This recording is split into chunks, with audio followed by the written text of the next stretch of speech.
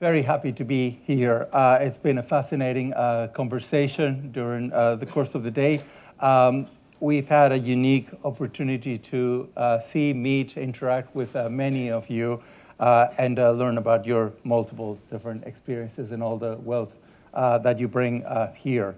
The goal of this session is to offer a transition between taking stock, a rich discussion that we've had over 3 sessions, and to warm up the key themes and the issues that we want, both ahead of Maria Reza's keynote address, but perhaps more importantly for us, taking forward key issues that we want to keep doing research on. How do we want to strengthen, establish our partnerships? How do we want to be more intentional about what kind of lines of work we want to develop? And of course, I'm accompanied with my 3 Notre Dame faculty colleagues who will have the easy task of summarizing the discussion and signaling some steps forward. Each of my colleagues would have about 5-7 minutes to share their reactions, and then I will follow up with a few questions before we open to Q&A. It's a very short session. We have 45 minutes, and we are aware we're standing between this panel and the keynote address. So without much further ado, should we start with Georgina? Georgina Curto Rex is a fellow at the Notre Dame Technologies Ethics Center at the Lucy Institute for Society, and she's an incoming faculty at Notre Dame. Then we will have Nuno. Nuno Moniz is an associate research professor at the Lucy Family Institute for Data and Society and the associate director for Data Inference Analytics and Learning Lab. He's also the director of the IBM Tech Ethics Lab.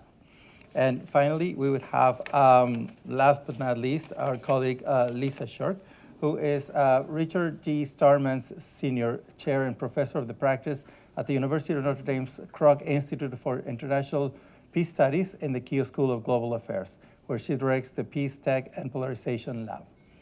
Thank you very much, and please, Georgina, over to you. Thank you, Andrés. Well, first, I work on using AI for social good. So you can imagine that I'm very enthusiastic about all these discussions we had here today, right?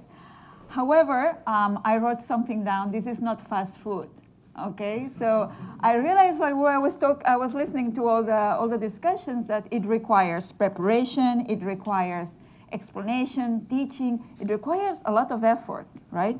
So it probably needs to coexist with other technologies that we'll talk about in a minute that can also help. And also technology is not the ultimate solution. We come from a tradition that we have seen progress, like technological progress, as we have overestimated probably the capacity of technology. But technology, we're learning, is not the solution for everything, right? So there are some ethical considerations. And some of the panelists before made reference to this. Like, what is the right representation?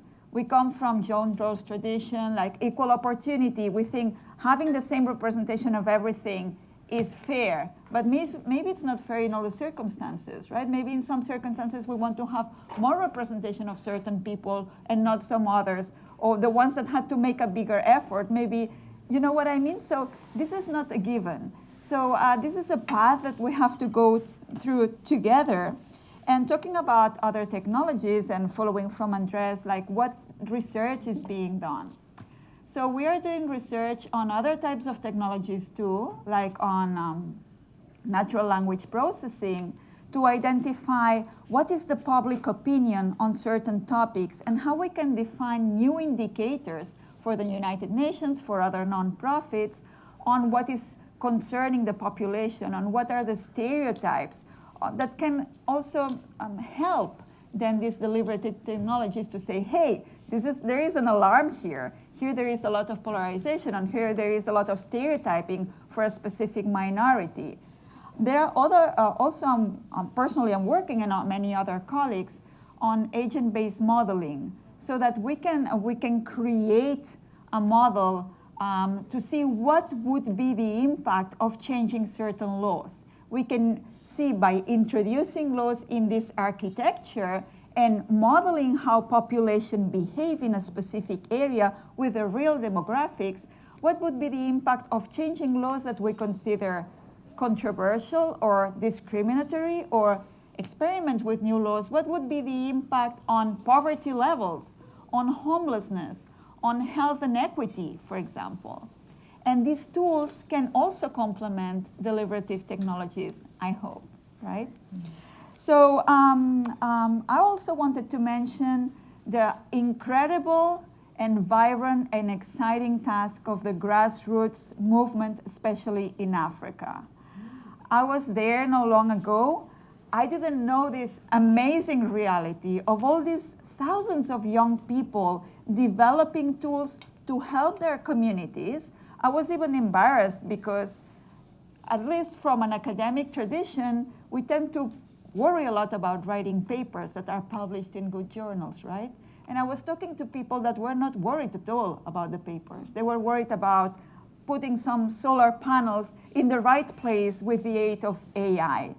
And I think that we have to, all together, in the world, give support, because they get a lot of difficulties to get visas, to show their work elsewhere.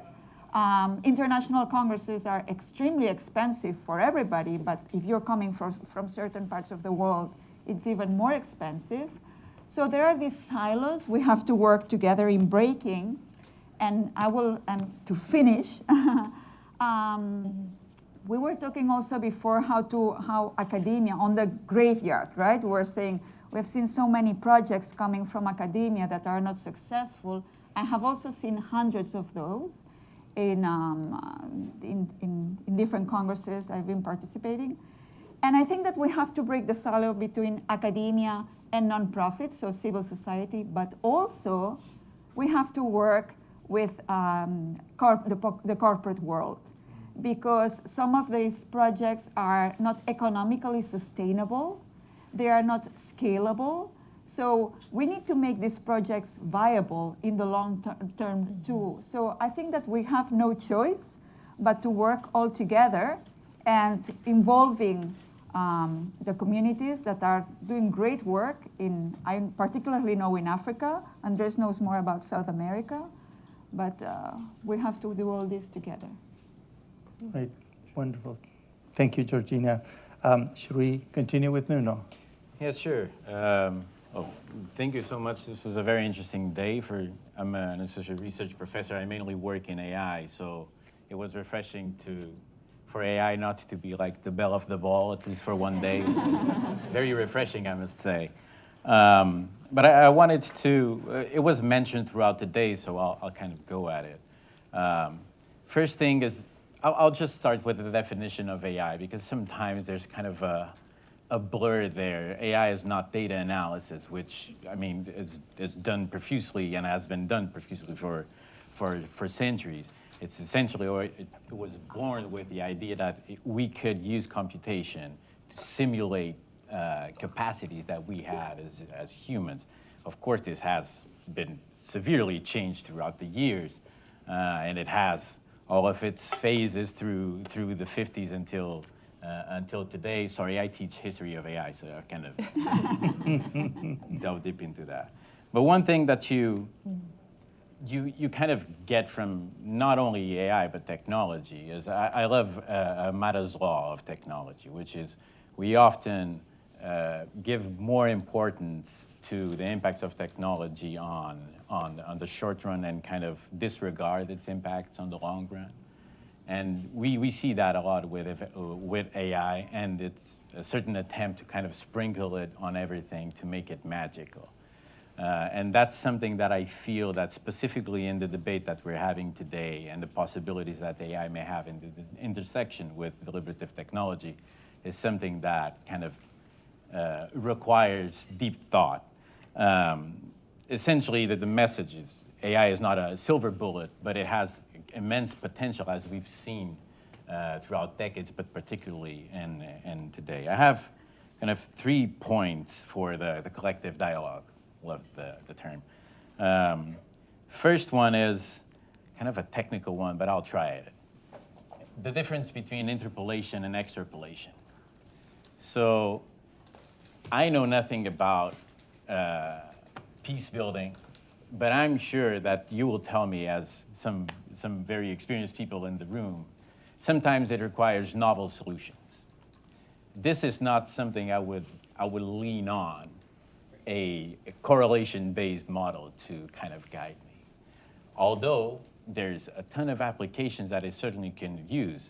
I saw some examples of a lot of messages, text-based information that for you to make it actionable, for you to make it relevant, you kind of need to go through it, and sometimes it's humanly impossible. So that's kind of an application that I enjoyed listening, for sure. But we need to kind of know or bring in people that have a very precise notion of how these things work. I don't know, like large language models, LLMs, it was mentioned throughout the day. I'm not sure in the room how many people know how these things work. When I was in the university, there was this pub we used to go, of course with people from arts and letters. I was from engineering, and we would play this hangman game, which is essentially creating poetry. So someone would write the first line, you would come after, you would write the second line, and based on what was before. And this is essentially how autoregressive large language models work. Based on a certain context, you predict what's the next word, you pick up on that, including the predicted word, and you predict the next one, and you predict the next one, et cetera, et cetera, et cetera. Of course, there's more to it, but in general terms, it's that. And this leads me to my second point, which is gullibility.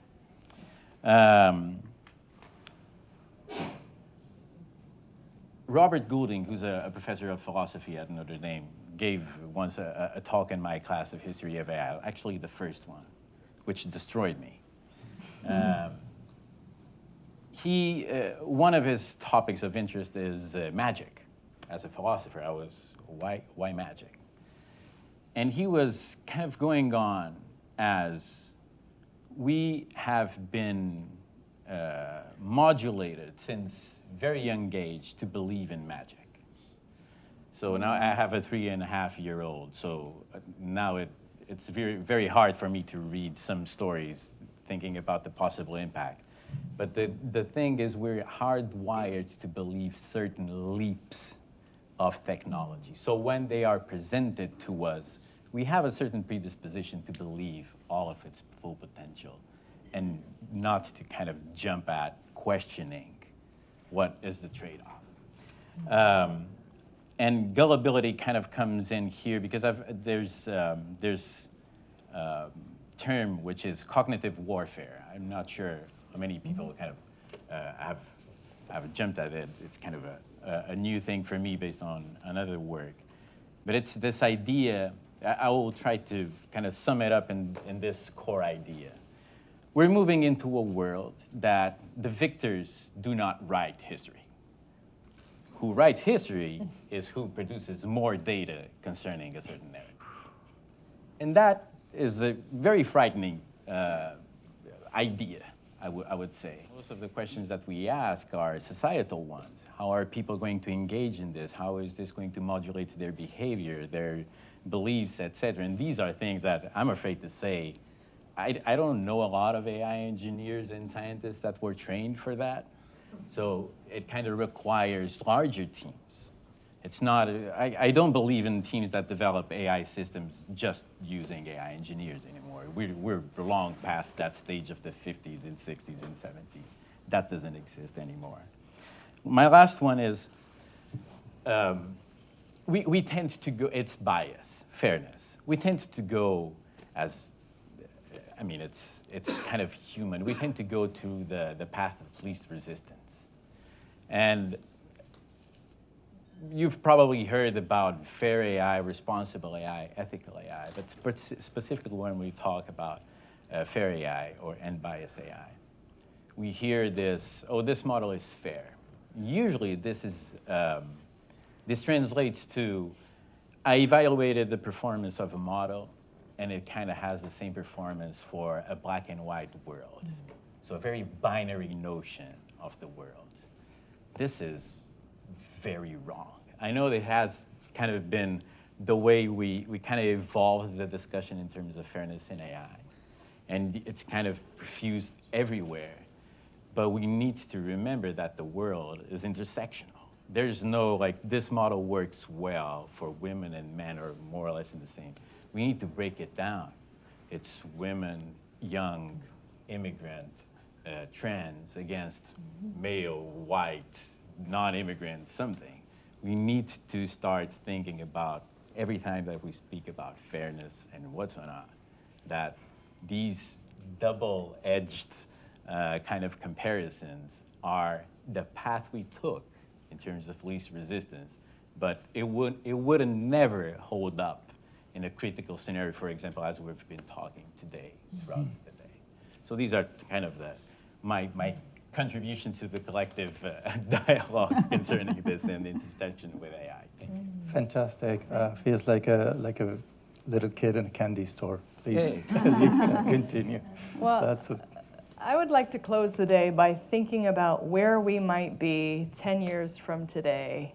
Oh. And I would like to hope that we all look back to this moment today and say, wow, we planted a lot of seeds of ideas today. And 10 years from now, every democracy think tank in town has research papers and academies and support for deliberative technologies. And that there's a whole new generation of deliberative technologies, looking at you, Martin, because I know this is your dream, to start building out more tools and things to really help defend democracy against the attacks it's facing. We started the day talking about the 60 national elections happening this year. The one we have, in the US is scary in terms of potential for violence, but it's also this is a precipice year. What's the role of the university in that? And at the University of Notre Dame, as you can see from my fine colleagues and others in the audience who haven't spoken a lot but have a lot to say about democracy, we're making real commitments to democracy at the University of Notre Dame. It comes out of the Catholic tradition of social justice, of integral human development. And our president at the university has announced that democracy is the strategic theme. And so we are ready to make some strategic commitments to supporting democracy. And our hope, which is the Keough School of Global Affairs and the Lucy Institute for Data and Society, bring together our socio-technical capacities. Because you saw today, this is not just about technology. There's a lot of social process behind this. So it's this really new partnership that we are building at Notre Dame to try to figure this out. You can see that there's already proof of concept. Over 24 countries have already used these deliberative technologies. We know they work, but we need a lot more research. And so we are going to be supporting some of that research to figure out how to use these, when to use these, how to plug them into peace-building processes. We also have a partnership with the Toda Peace Institute. And I see my colleague over here, also from the Toda Peace Institute. This is a Japanese institute that is supporting this summer a 4-day workshop on deliberative technologies that's bringing together some of the biggest minds in the field, again, because many of them are here today too. But we'll be coming to Notre Dame for 4 days to hammer through how do we build this movement, and really thinking of it as a movement, because there are a number of different technologies, number of different universities. I don't know if my colleague Lorelei Kelly is in the room. She left. She's coming back though. Lorelei Kelly works at Georgetown University, another Catholic university. We are partnering in trying to get this to our own US Congress. So we spent the last day up on the Hill, and the congressional office asked us, the role of the university is to write letters to us and ask us to hold hearings on deliberative technologies. Get a petition, get some people to sign a petition asking for a hearing, asking for our offices to do something. So as a follow-up to today, we will probably be writing to you, asking if you would like to sign on to that letter, bipartisan, nonpartisan, just asking our own Congress to listen to what these technologies could do for constituent relations. Because right now, actually the last 2 days, the Hill has been flooded. Like there was nowhere to sit in any cafeteria on the Hill because of the TikTok bill. Hundreds of people were up there, and they get thousands of emails a day, every House office on the TikTok bill. They have actually no technology to help them make sense of what are people actually saying to them. So they're about 10 years behind on technology and how to actually process all of the information coming from their constituents. So we know it's actually a service that the university can do to help our own government work better and to defend democracy at a time when, as I said in my first presentation today, town halls have become scary to go to. So members of Congress don't want to hold them. And this is also true at school board meetings. I was at my own child's school board meeting where I was sure all hell was going to break loose over masks. This was during COVID, and the parents refused to wear masks, and it was a stand down until the school board decided to go ahead with the meeting without masks. But these kind of it's the epicenter or the front line of polarization are school boards. And so this summer at our June workshop, we're hoping to have some school boards get involved in trying out these deliberative technologies for school board meetings. We're working with Lena, Search for Common Ground, as well as Build Up to get a few more case studies where we can really study also the before and after of using these deliberative technologies, because we need more research about what kind of before and after is actually happening and how people are thinking. So I just want to close saying at the University of Notre Dame, we're committed to participating with you all in a movement, and we want to see it as a movement where the university plays the role that we can play. Thanks. Great, fantastic, Lisa. Thank you very much, and I'll very grateful to this panel and the energy of the conversation. Just wanted to summarize a couple of points and open for a Q&A with this fantastic audience. One issue that has been on my head throughout the day is this parallel around deliberative democracy, the Jürgen Habermas history in philosophy, when he's thinking about this ideal speech situation, the ideal conditions in order to have constructive dialogue. And that was written, at least 3 decades ago. And we've been hammering over similar questions with a different floor of technology, different challenges. But the questions about inclusiveness, about representation, about delegation, about who should be in the room, and Habermas is talking about who should be in the room, have somewhat shifted in terms of technological scope, but not in its fundamental nature. So I think that's, in a way, refreshing to have this conversation and upgrade that level of thinking to the new realities. A second point that I've been thinking about, and Georgina and Nuno also addressed this issue, is the one on how do we know when we move the policy needle? And throughout these days, we've heard about transparency and accountability, governance and regulation, identity protection, party funding, integrity of elections. But this idea of adding new technologies to measure and understand what moving the policy needle looks like, and what long-term impact of technology could look like, and then start sort of having that perspective of long-term. Those are important elements to keep in mind when we think about, so how do we know we are making any kind of progress in this debate? And the final point that Lisa beautifully addressed is what kind of partnerships would be needed to move the debate forward. And certainly you've illustrated some of the questions about, do you work with communities? Do you engage with the Global South, as Georgina was saying? Do you engage with the corporate sector? And it also pushes us to think in a much wider version, beyond disciplines, beyond the usual suspects, and really engage in a larger, I wouldn't call it crusade, but certainly a larger effort to have a systematic understanding of the promises and perils of AI. I'm going to stop there, open it to the floor. I'm going to be ask you to be patient with us. We don't have much time, but probably for the sake of hearing from many of you, we'll take 3 questions at a time and come back and then back again. In the back, there's 2. Hi, my name is Monica with Activate Labs. Hi. I appreciate the question about the policy needle, but I'm wondering about the power needle. So my question is, do you think we have in place the co-creative facilitation processes to co-design with communities, not for them, so that the empowerment can happen in the ownership before, where power is actually shifting, rather than hopefully, cross our fingers, some of these deliberative technologies will empower somebody somehow, and hopefully we got them in the room.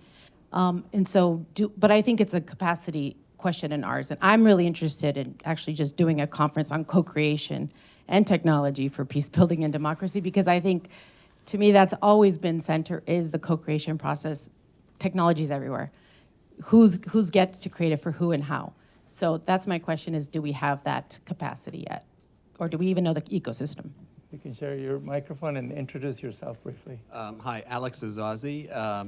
The entire day has been about what AI can do.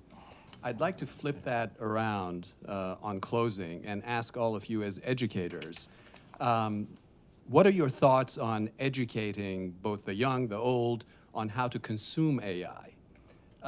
Because a lot of these commercial platforms are not going to change unless their consumers demand change. So your thoughts on that? Comment maybe on the first one. I totally agree with you that there is a need and a desire from all the stakeholders, I think, to have participatory approaches to design together what AI tools should be. However, there is some confusion about how to do it. So big tech, civil society, academia, we are all into that. And I totally agree with you. It would be super interesting to have a workshop where we can discuss our best practices and each of us share and even put in place some pilot projects. That would be great. It's a hot topic right now, and I think it's very interesting, and we have to. Yeah. So, just concerning the first question, I think that's more for you. But I did want to kind of just say that even outside of more software engineering, like building an app such as these, even concerning AI, the reason why you shouldn't let AI engineers develop these public engagement or use tools is because the amount of decisions that go into building that, we are not equipped to evaluate and assess that. Like the data you're using, the metrics you're using to evaluate things, how you build, and this is a key part, how you build an interface to interact with people. That changes the entire, let's say, product. And so to build those things, we need a significant change. I think it's happening, to tell you the truth. It's no longer a very techno chauvinist thing that, oh, we were the only ones that kind of understand this, but there's a lot to go. For the third question, hi, Marina. I really did. That's something that we've been discussing. I'm very passionate about it because it feels that tech has, as it should, advance so much and become so intricate that then you have the challenge of how journalists are equipped to ask tough questions that are the right questions. Or, I mean, who decides the right questions? But because, I mean, getting recent PhDs from CS universities to turn journalists may be quite hard. And so how do we train a new generation of journalists that are capable of knowing which points to hit, how these things are built, the questions to ask, how to follow up? And more important, I think that's probably the most important, how do you give the tools for them to continue over time in learning and keeping up with the pace of what the challenge of AI. I always come back to my beautiful wife. She was working in the dark side of the force, press officer. She always told me, my KPI is one, the amount of text that is copy pasted from my press releases. That's how I measure success. And and you sometimes go and see like broad strokes, like the big announcements of AI developments. And if you go and see the press release, there's a lot. There's a lot, and I think we are capable of doing much better, and I think we're kind of working on that. I don't think I have anything to add. Oh, sorry. That's okay.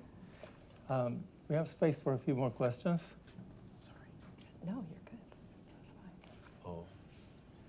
Oh. I can maybe also comment on the question about how to consume AI, and maybe I will change it a little bit, and I will say how, as professors and as teachers, we adapt also to AI, because there is a lot of fear. I mean, AI is now a topic that everybody's discussing about, right?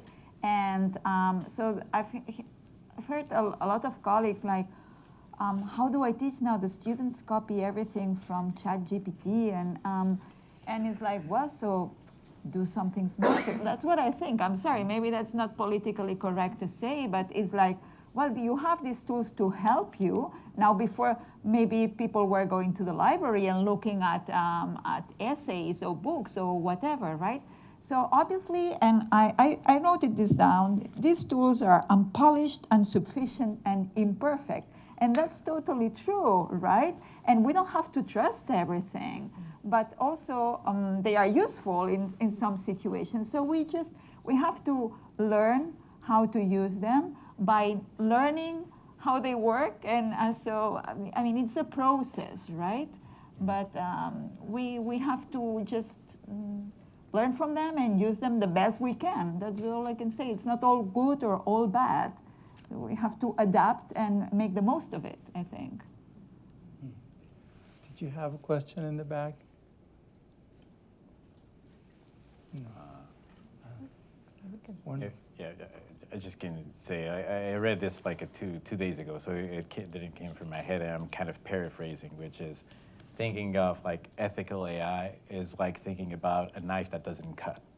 Like, it has, I mean, AI has the potential for good and bad as any kind of technology and I mean, item, I mean, generally speaking. But that actually is the question that all universities are thinking now. Not only universities, I mean, it's fairly geared towards that. But very personally, I mean, from the talks I've had with some like education and philosophy friends, it seems that education-wise, we moved from all those subjective kind of evaluation, like more open answers and et cetera, to a more standardized evaluation of KPIs in education and so not, so you can evaluate everyone.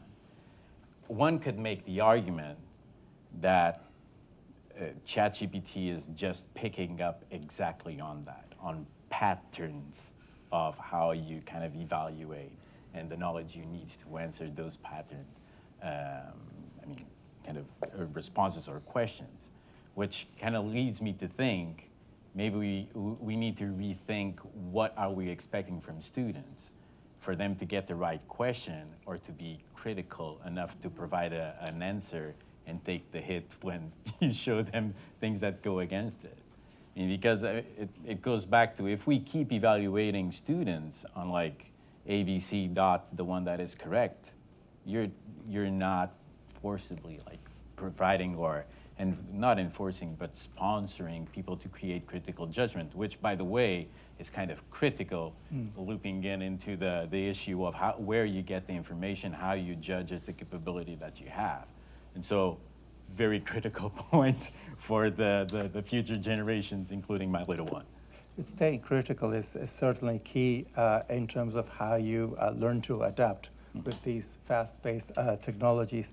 I often tell my students, thus revealing my age, when it was the time when I would write and learn to do regressions by hand.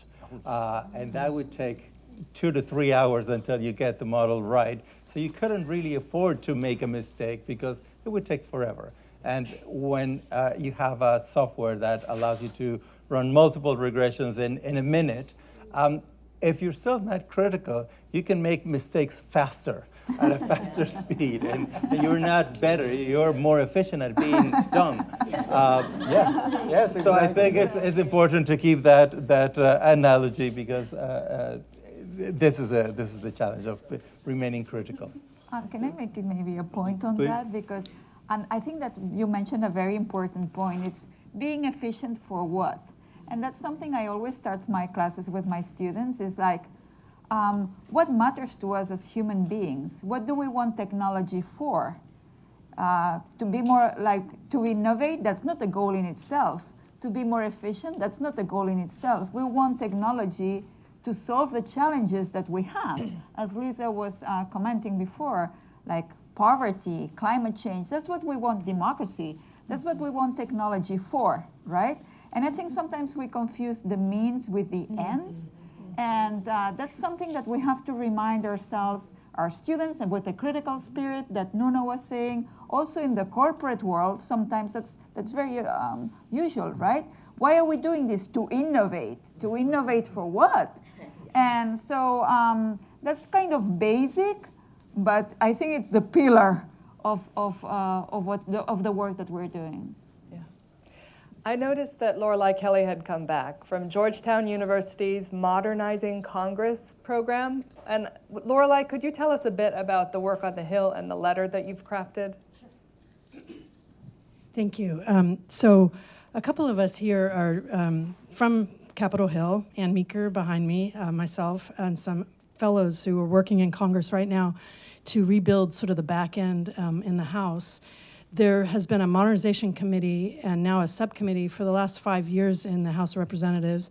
It has passed 202 recommendations to reform itself. This is not obvious, as you can tell. We haven't fixed it yet. But the opening that it creates to build in this kind of deliberative technology is unprecedented. It's advanced more in the last 5 years than I think in the last 100, partly because of the pandemic. I mean, Congress didn't have a Zoom license until it had to get one. What I like to say to people is it's gone basically from messenger pigeons to a blinking VCR in the last 5 years. So like if you have to like know how to make it work to get the movie out, but we're hoping that it gets to be a far more a productive, efficient, and informed organization. Right now, Congress is developing its internal guidance on data, how it's going to use its data. And keep in mind, the first branch of the US government, where Congress is the heartbeat, is probably one of the largest publishing entities in the world. And right now, a lot of the data is scattered in shoeboxes in the basement, Rolodexes, and in old clunky PDFs. So but there's a huge effort right now to make it machine readable, far more interactive. The thing that we talked about yesterday up on the Hill with the staff is the opportunity right now to be the norm creators, not just use this technology, but establish the norms in the next iteration of democracy. And so that's why we all need to be the ones that are there first.